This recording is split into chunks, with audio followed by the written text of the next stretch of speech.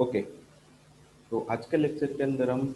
Database के अंदर पढ़ने वाले कि वेब पेज डीबीएमएस किस तरीके से यूज होता है, ठीक है, कहाँ कहाँ पे उसकी ज़रूरत होती है। उसके बाद हम सिक्योरिटी के बारे में भी बात करने वाले हैं, डीबीएमएस में किस किस तरीके की सिक्योरिटी आ सकती है, ठीक है, उसको किस तरीके से थ्रेट हो सकते हैं, इंटेंशनली होते हैं या फिर विदाउट इंटेंशन होते हैं या फिर एक्सीडेंटल होते हैं, ठीक है। उसके बाद है कि डेटा रिकवरी जो भी सिक्योरिटी है उसको किस तरीके से सेट करते हैं, और उसके बाद रिकवरी मतलब डेटाबेस के अंदर से हम डेटाबेस को परमानेंटली किस तरीके से रिकवर कर सकते हैं, ठीक है। अगर किसी भी कंडीशन में वो क्रैश हो गए या फिर सिस्टम फ्लो बिगड़ गया या फिर क्रैश या फिर डिलीट हो गया डेटा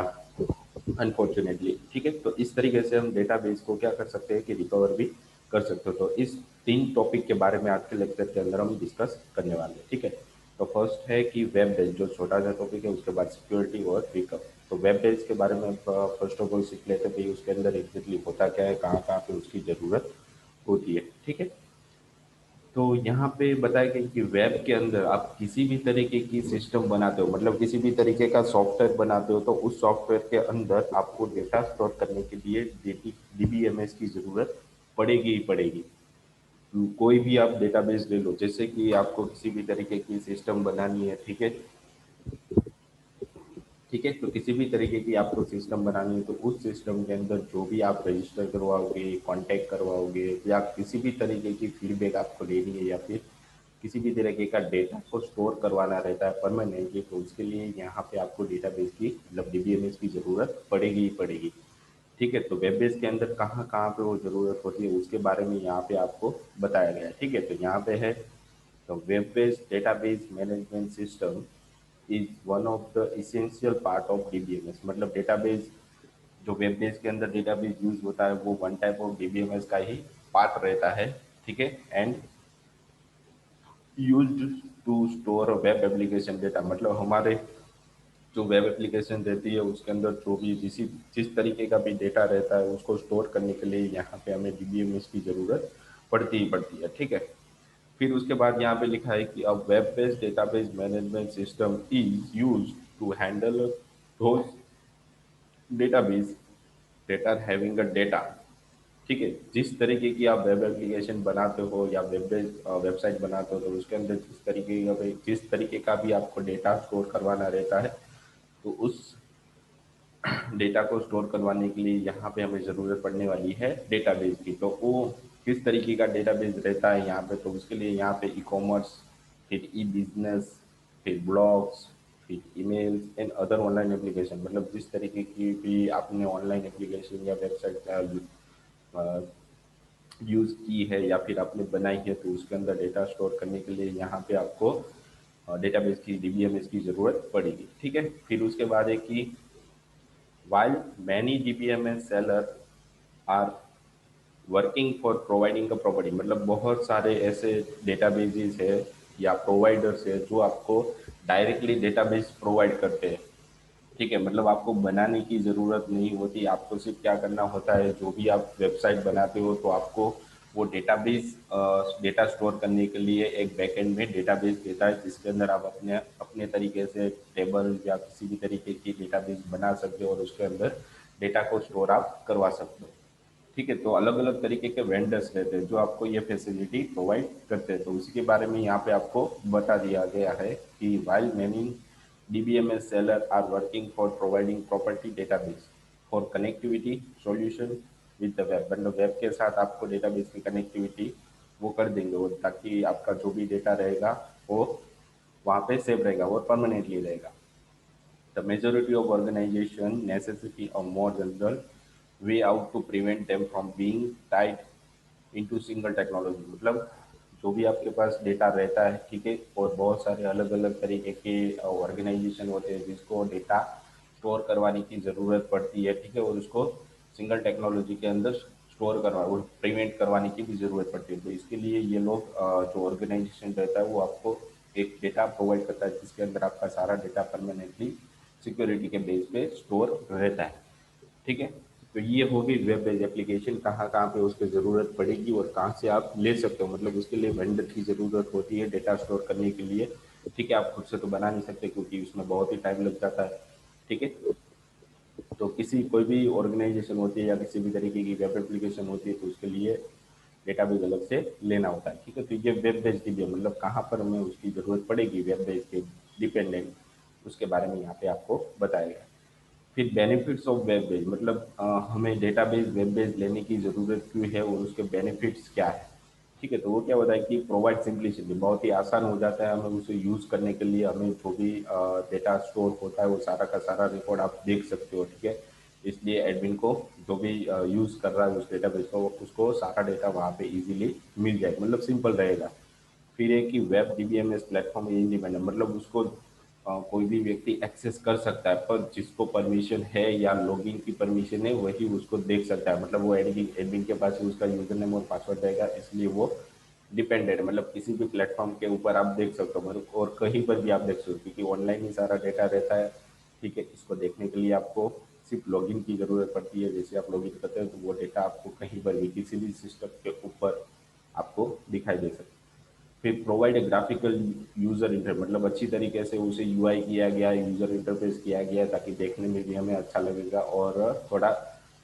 प्रॉपर लगेगा भाई किस तरीके से डेटा कहाँ पे आ रहा है वो किस तरीके से हमें दिखाई देगा। स्टैंडर्डाइजेशन रहता है मतलब एक ही तरीके का स्टैंडर्ड रहता है, किसी भी तरीके की कोई भी टेक्नोलॉजी हो तो उसको डेटा देखने के लिए इसी तरीके की स्टैंडर्ड का यूज़ करना पड़ेगा। ठीक है, वो बदलता नहीं है।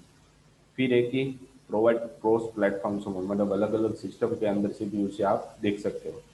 फिर है फैसिलिटेट ट्रांसपेरेंट नेटवर्क एक्शन मतलब किसी भी नेटवर्क के ऊपर से मतलब आपके नेटवर्क यहाँ पे चल रहा है, आपने वाईफाई कनेक्ट कर दिया तो उस नेटवर्क के ऊपर भी आप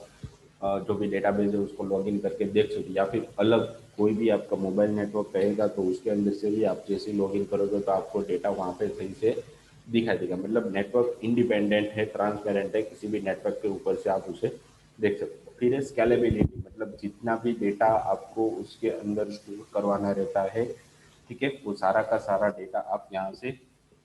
देख भी सकते हो और जितना डेटा आप ऐड करोगे तो उतना डेटा आप ऐड कर सको। मतलब एक डेटाबेस आप कभी भी परचेज करते हो तो उसके अंदर आप something 10 crore data exactly store करवा सकते हो। ठीक है, और जितने भी आप टेबल बना रहे हो तो उस टेबल के अंदर मैक्सिमम एक टेबल के अंदर आप 2 या 3 लाख से या 5 मैक्सिमम 10 लाख तक डेटा को स्टोर कर सकते हो एक साथ। ठीक है, फिर है इनोवेशन।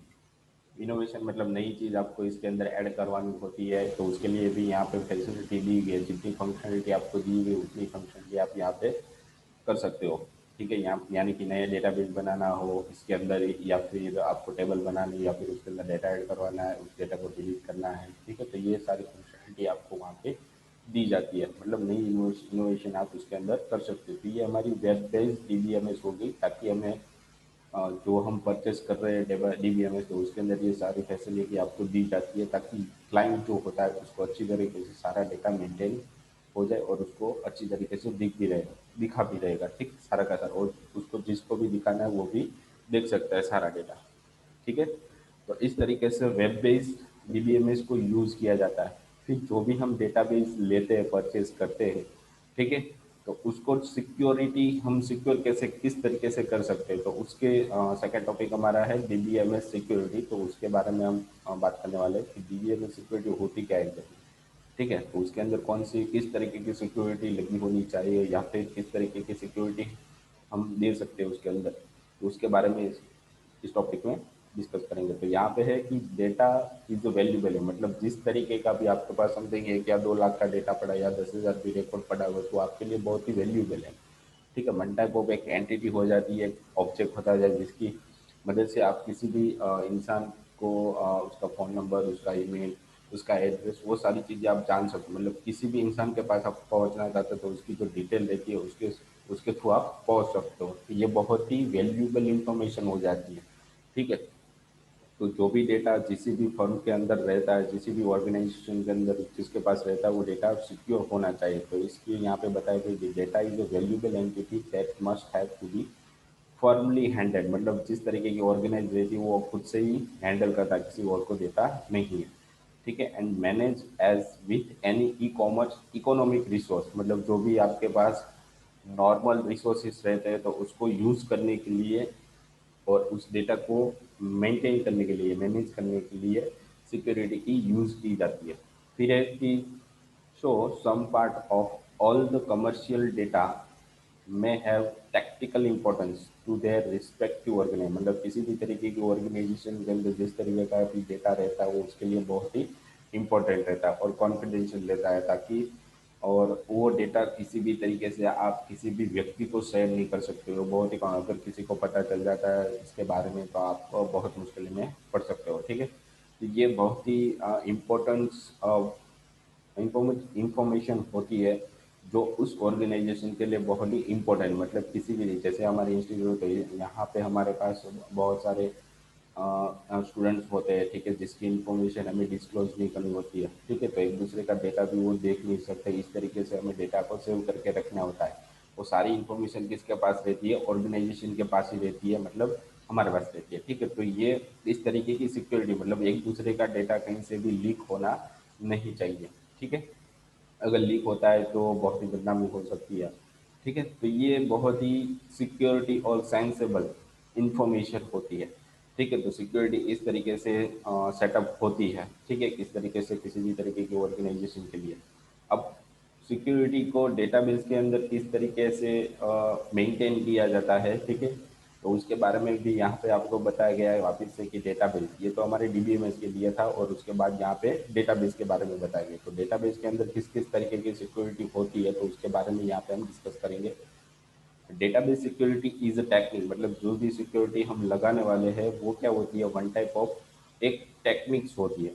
जो हमारा सॉफ्टवेयर होता है उसके अंदर इनबिल्ट रहती है जो हमें बनानी नहीं होती या फिर आपको खुद से बनानी होती है तो उसके लिए आपके किसी भी तरीके की डेवलपिंग की फील्ड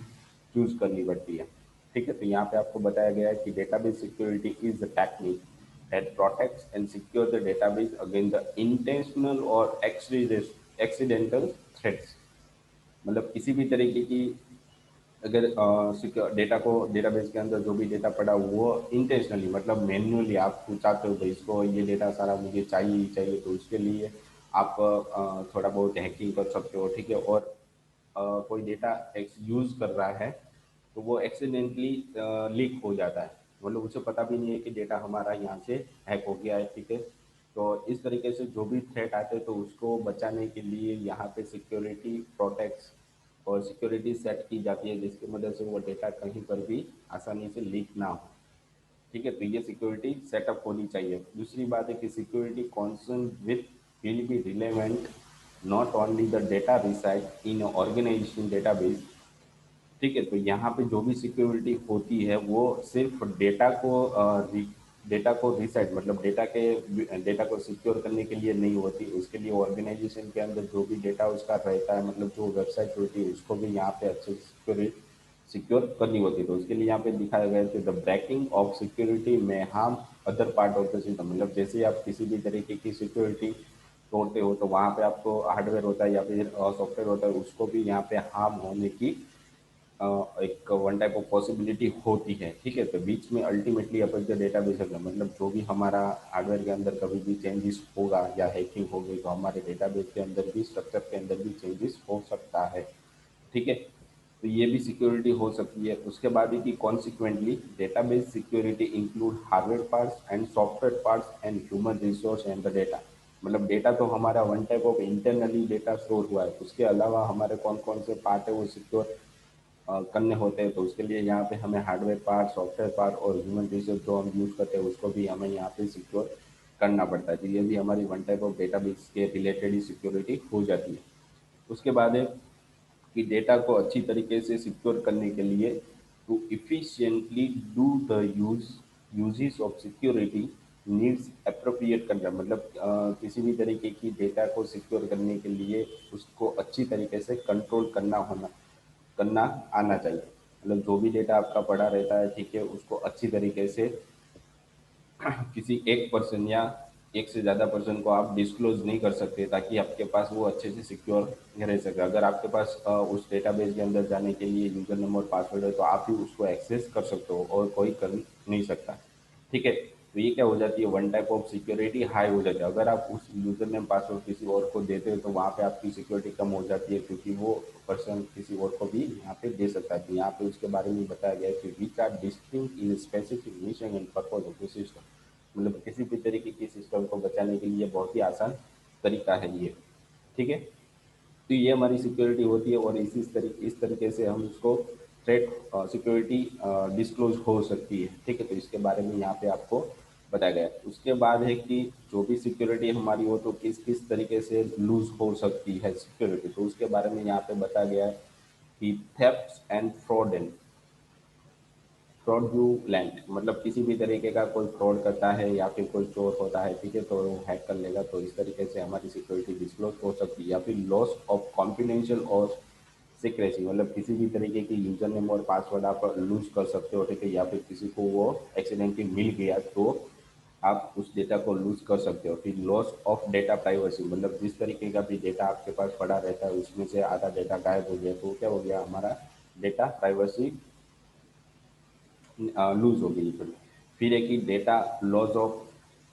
डेटा इंटीग्रिटी, मतलब क्या हो जाता है कि यहाँ पे हमारे पास जिस तरीके का भी डेटा रहता है तो वो डेटा प्रॉपरली हमारे डेटाबेस के अंदर स्टोर नहीं हो रहा, मतलब इसके अंदर जो स्ट्रक्चर है कॉम्प्लेक्स स्ट्रक्चर रहता है तो उसके अंदर थोड़ी गड़बड़ी हो गई है, मतलब डेटा हमारा जो सॉफ्टवेयर है उसके अंदर गड़बड़ी हुई है डेटा स्टोर करने के लिए, तो वो भी हमारी लॉस ऑफ इंटीग्रिटी हो सकती है। उसके बाद लॉस ऑफ डेटा अवेलेबिलिटी, मतलब जितना डेटा हम स्टोर कर रहे हैं उतना डेटा परमानेंटली स्टोर नहीं हो रहा, उससे थोड़ा कम हो रहा है, तो बीच में हमारा डेटा कहीं पर भी लॉस हो रहा है, मतलब डेटा हमारा गायब हो रहा है, तो वो भी एक सिक्योरिटी के बेस पे हो सकती है, ठीक है। फिर उसके बाद जो ऊपर की साइड में सरकमटेंसेस सारी दी हुई है, ठीक है, वो सारी हमारे जो डेटा रहता है उसको लॉस कर सकता है या फिर हमारे सिस्टम या हार्डवेयर को भी लॉस हो सकता है इसकी वजह से, ठीक है। तो ये 5 तरीके की हमारे पास थ्रेट रहता है जिसकी मदद से हमारा डेटा या हमारे हार्डवेयर सॉफ्टवेयर के अंदर डेटा को फैच नहीं कर सकते, ठीक है, लॉस हो सकता है हमारा, तो इस तरीके से सिक्योरिटी ब्रेक हो सकती है। फिर एक कि these listed circumstances mostly signify the area in which the organization should focus on reducing the risk, that is chance of incurring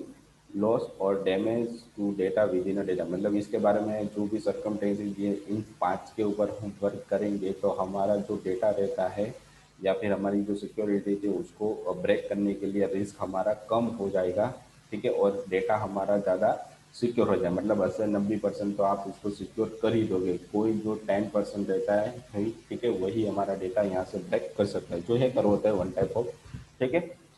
फिर है कि in some condition these area are directly related such that an activity that leads to loss in one area may also lead to loss in another, मतलब एक अगर हम किसी भी एक तरीके की सिक्योरिटी अच्छी तरीके से बनाना चाहेंगे तो उसका इफेक्ट दूसरे सॉफ्टवेयर पर या फिर दूसरी डेटा रहती है उसके अंदर भी हो सकता है, ठीक है, ठीक है। तो ये हमारी एक प्राइवेसी हो जाती है जिसके अंदर हम डेटा को लॉस नहीं कर सकते, ठीक है।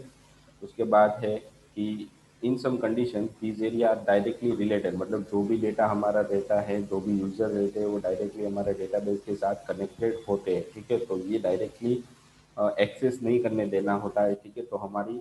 जो भी डेटा रहती है वो सिक्योर फॉर्म में रह सकती है। तो जो भी हमारा डेटा है और ऑर्गेनाइजेशन है वो सारा का सारा एक दूसरे के साथ इंटरकनेक्टेड होते हैं, ठीक है।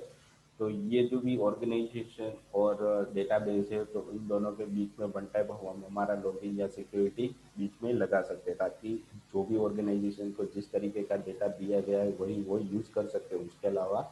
दूसरा डेटा वो एक्सेस ना कर सके,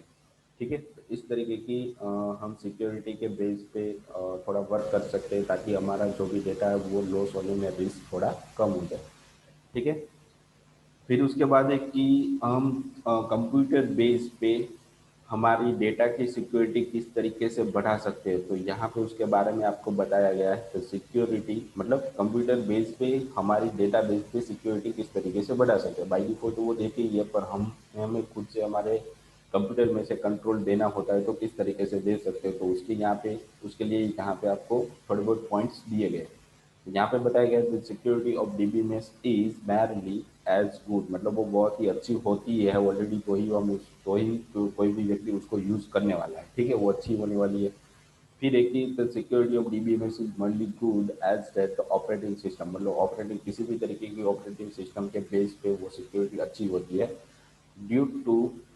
the close association among them, मतलब जब तक वो खत्म नहीं होती, जब तक आप उसको खत्म नहीं करते, तो मोस्ट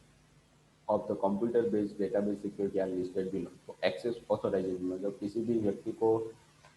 उस डेटाबेस के अंदर जाने के लिए पहले तो लॉगिन ऑथोराइजेशन करना पड़ता है, मतलब उसको डेटा पहले देना पड़ता है वहाँ पे। अगर वो डेटा वहाँ पे उसके पास डेटाबेस के अंदर होगा तो ही वो लॉगिन कर सकता है, वरना नहीं कर सकता।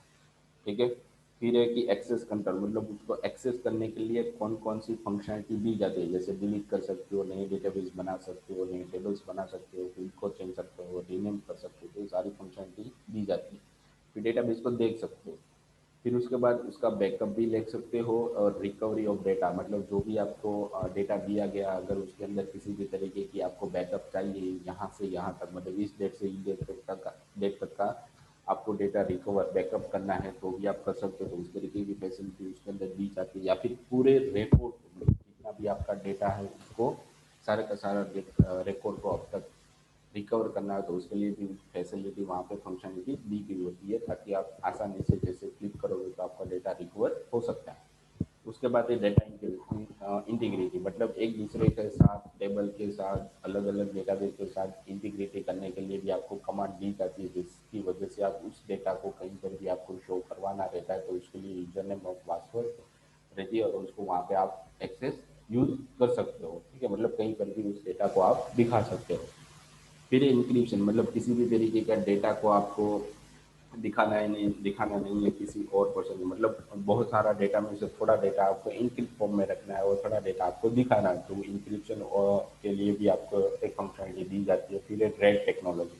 मतलब रिडेंडेंट, मतलब डुप्लीकेट डेटा बार बार नहीं आना चाहिए, एक ही रिकॉर्ड बार बार फैच नहीं होना चाहिए, तो ये सारी रेड की टेक्नोलॉजी हो जाती है। ठीक है।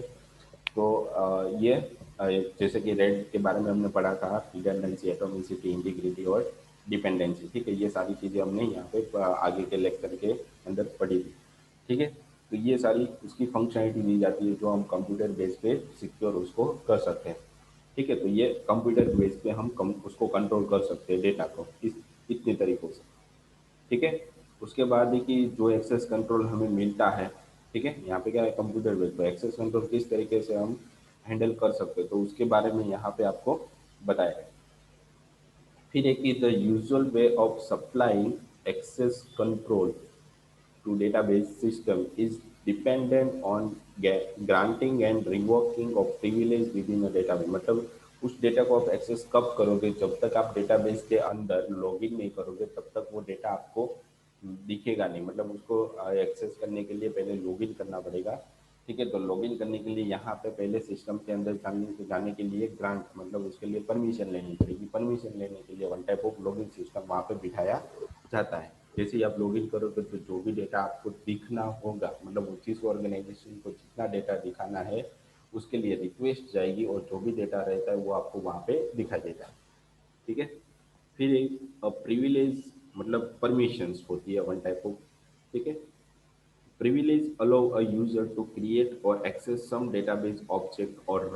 to run some specific DBMS utility, मतलब उसके अंदर थोड़ी फंक्शनलिटी आपको दी जाती है जिसकी मदद से उस डेटाबेस को आप एक्सेस कर सकते हो, या फिर आपको कुछ नया वहाँ पे बनाना है तो जो भी फंक्शनलिटी दी गई है उसी की मदद से आप नई चीज़ वहाँ पे क्रिएट कर सकते हैं। ठीक है, या फिर देख भी सकते हैं। फिर privilege are granted user to achieve the task, मतलब जिस तरीके की फंक्शनलिटी वहाँ पे दी गई है, ठीक है, जब तक आप उस टास्क को अचीव नहीं करते तब तक आपको वहाँ पे कंफर्मेशन नहीं मिलेगा, मतलब वहाँ पे आपको सही तरीके से कंफर्मेशन भी दिया गया भी आपने जो भी टास्क किया वो कंप्लीट हो गया है, या फिर कोई एरर है तो उसके लिए भी वहाँ पे आपको परमिशन दी जाती है। तो किस तरीके के कंट्रोल यहाँ पे होते हैं, तो यहाँ पे आपको डिस्क्रिशनरी एक्सेस कंट्रोल और मैंडेटरी, मतलब डिस्क्रिशनरी मतलब क्या होता है कि सिस्टम की तरफ से होता है और आपको मैन्युअली भी करना होता है तो उसके लिए मैंडेटरी एक्सेस कंट्रोल, दो तरीके के कंट्रोल होते हैं। ठीक है, तो ये सारी क्या हो जाती है कि सिक्योरिटी बेस पे फंक्शनलिटी सारी हमारी हो गई यहाँ पर। तो डीबीएमएस के अंदर व्हाट इज डेटाबेस सिक्योरिटी, उसके बाद यहाँ पे उसके बारे में बताया गया कि सिक्योरिटी किस तरीके से लॉज हो सकती है, फिर कंप्यूटर में से किस तरीके से सिक्योरिटी को एक्सेस कर सकते हैं, वही एक्सेस कंट्रोल किस तरीके से कर सकते हैं। ठीक है। अब जो भी हमने सिक्योरिटी की है, बनाई है या फिर अप्लाई की है, अब उसको जो भी डेटा है उसको मुझे रिकवर करवाना है। ठीक है, मेरा सम डेटा लॉस हो गया तो मैं उस डेटा को किस तरीके से एक्सेस मतलब रिकवर करवा सकता हूँ, तो उसके बारे में यहाँ पे आपको बताया गया है। तो लास्ट टॉपिक हमारा है डेटा रिकवरी इन डीबीएमएस। ठीक है, यहाँ पे आपको बताया गया है कि it is a method of restoring the database to its correct state in event of a failure at a time of transaction और after the end of process. मतलब जिस तरीके की ऑपरेशन आप वहाँ पे करते हो, ठीक है, अगर उसके अंदर किसी भी तरीके की फेलियर आ जाती है आपके डेटाबेस के अंदर, ठीक है, तो उसके अंदर किसी भी तरीके की प्रोसेस में या ट्रांजेक्शन में एरर आ रही है, तो आप जो भी प्रोसेस आप कर रहे हो उसको वापस जैसा था वैसा बनाने के लिए रिकवर भी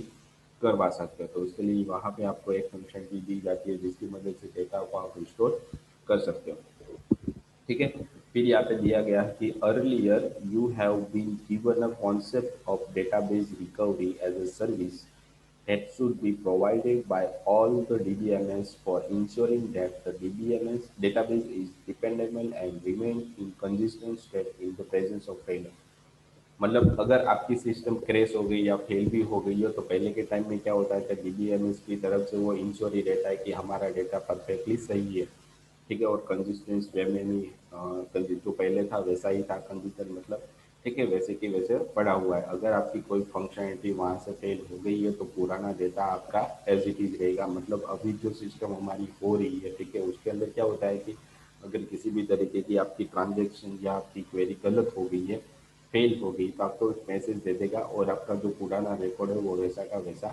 रहेगा। ठीक है, वो रिकवर होता ही रहता है हर बार, तो हमें बार बार रिकवर करवाने की ज़रूरत वहाँ पे नहीं पड़ती। अभी इस तरीके के डेटाबेस वहाँ पे हम जो भी परचेस करें उसके अंदर ये फंक्शनलिटी बाय डिफॉल्ट होती है। ठीक है, रिकवर।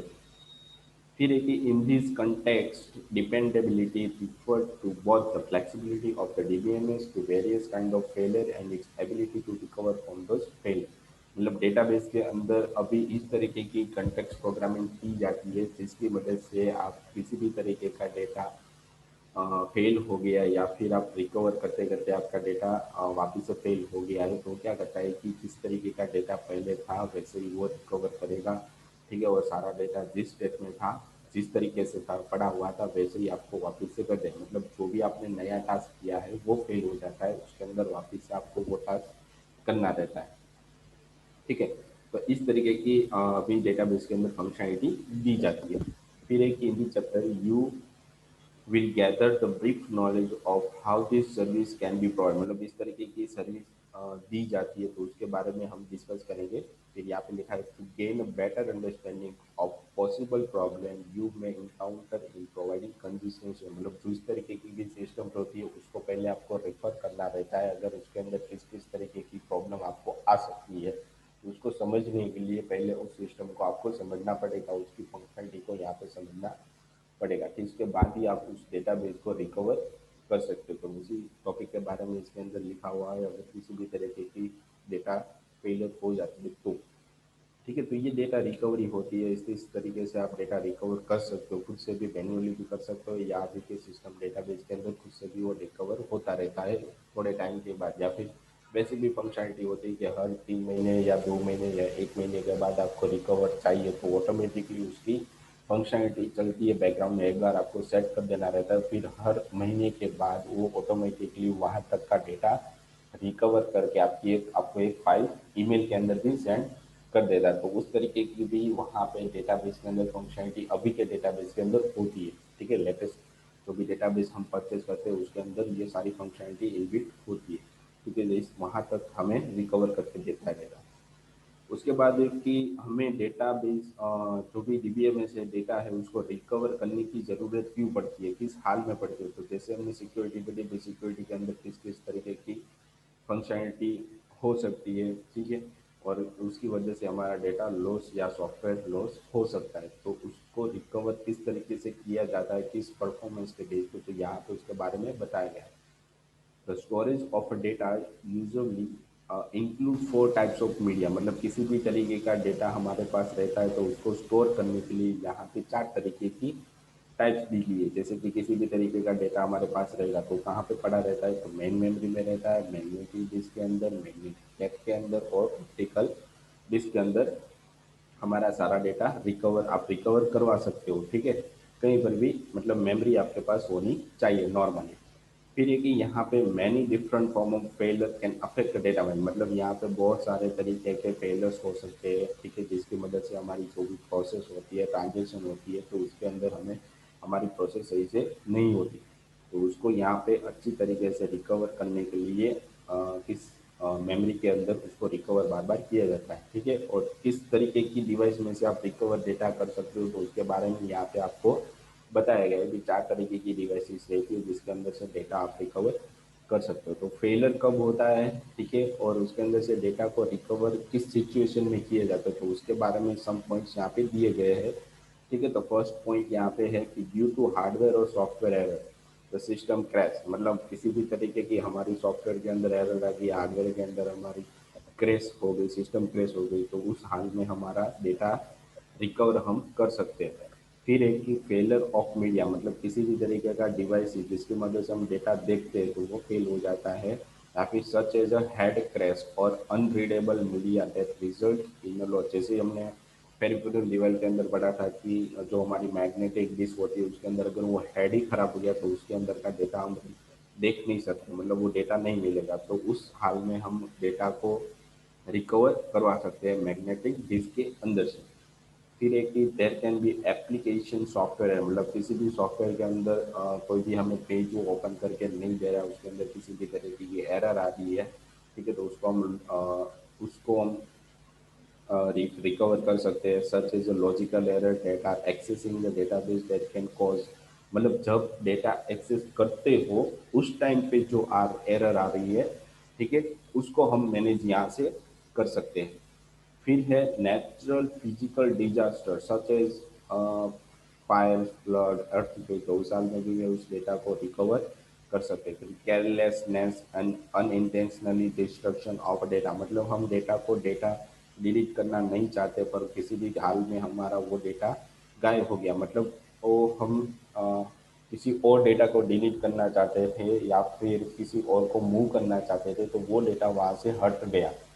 तो इंटेंशनली, मतलब हमारा इरादा नहीं था कि भी हमें इसको डिलीट करना है, तो भी हमारा डेटा वहाँ से फटाफट से वर्क करते तो उस टाइम पे हमारा डेटा वहाँ से डिलीट हो जाता है, तो उस हाल में भी हम रिकवर कर सकते हैं। फिर डैमेज और इंटेंशनल करप्शन और हैम्परिंग द डेटा, मतलब किसी भी वायरस की मदद से अगर हम वायरस वहाँ पे इंजेक्ट करेंगे तो हमारा डेटा वहाँ पे लॉस हो सकता है। फिर एक कि whatever the grounds of fail are, there are two principal things that you have to consider. First is a failure of main memory including the database buffer, मतलब डेटाबेस के अंदर जो भी डेटा हमारा रहता है वो जो हमारी मेन मेमोरी रहती है उसके अंदर बफर में से हम डेटा को रिकवर कर सकते हैं, या फिर उसकी जो डिस्क की कॉपी रहती है उसमें से हम डेटा को रिकवर कर सकते हैं। तो इन सारे सिचुएशन के अंदर हम डेटा को रिकवर कर सकते थे, और कौन कौन सी डिवाइस में से कर सकते हैं तो उसके बारे में यहाँ पे आपको लिस्ट दिया गया है,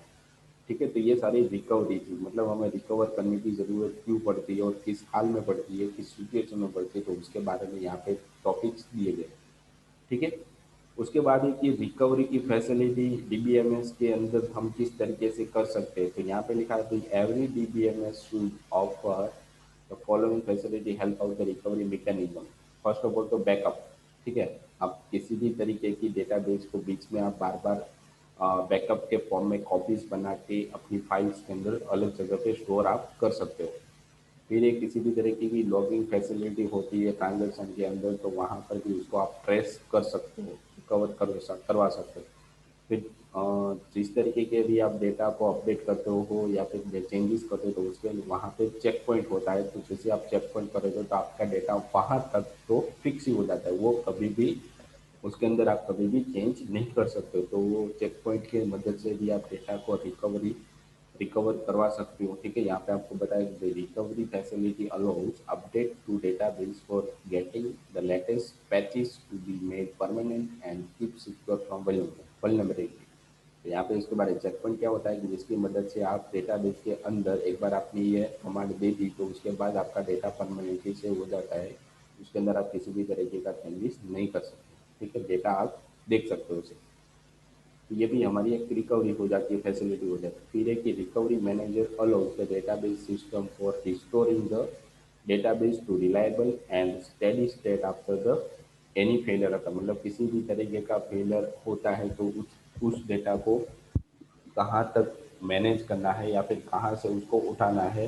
तो वो फंक्शनलिटी रिकवर रिस्टोरिंग की मदद से हमें दी जाती है। तो जैसे हम रिस्टोर करेंगे तो पुराना जहाँ तक हमने चेक पॉइंट कमांड दी है वहाँ तक हमारा डेटा वापस से रिस्टोर हो सकता है। तो इस तरीके की फैसिलिटी हमें डेटाबेस के अंदर दी जाती है। ठीक है, तो ये हमारी सारी फैसिलिटी हो गई। उसके बाद ओके, हमारा टॉपिक यहाँ पे खत्म हो गया। ठीक है, तो ये हमारी रिकवरी फैसिलिटी थी। तो आज के लेक्चर के अंदर हमने पढ़ा कि डेटाबेस के अंदर हम डेटा को किस तरीके से यूज़ कर सकते हैं, वेब बेस्ड एप्लीकेशन के अंदर सिक्योरिटी किस तरीके से अप्लाई कर सकते हैं, सिक्योरिटी किस तरीके से ब्रेक हो सकती है। फिर एक ही डेटा रिकवरी जो मतलब डेटा जो भी हमारा रहता है उसको रिकवर किस किस सिचुएशन में कर सकते हैं और किस तरीके से कर सकते हैं। ठीक है, तो उसके बारे में आज के लेक्चर के अंदर हमने डिस्कस किया। ठीक है, तो इसको अच्छे से पढ़ना, और ज़्यादा आपको इसके बारे में इंफॉर्मेशन चाहिए तो आप रिसर्च भी कर सकते हो। ठीक है, डीबीएमएस के लेक्चर भी आप फाइंड आउट कर सकते हो ताकि इस टॉपिक के बारे में आपको और भी जानकारी मिले और आपको परमानेंटली वो कॉन्सेप्ट अच्छे से समझ में आ जाए। ठीक है, आज के लेक्चर के लिए इतना ही था। Thank you.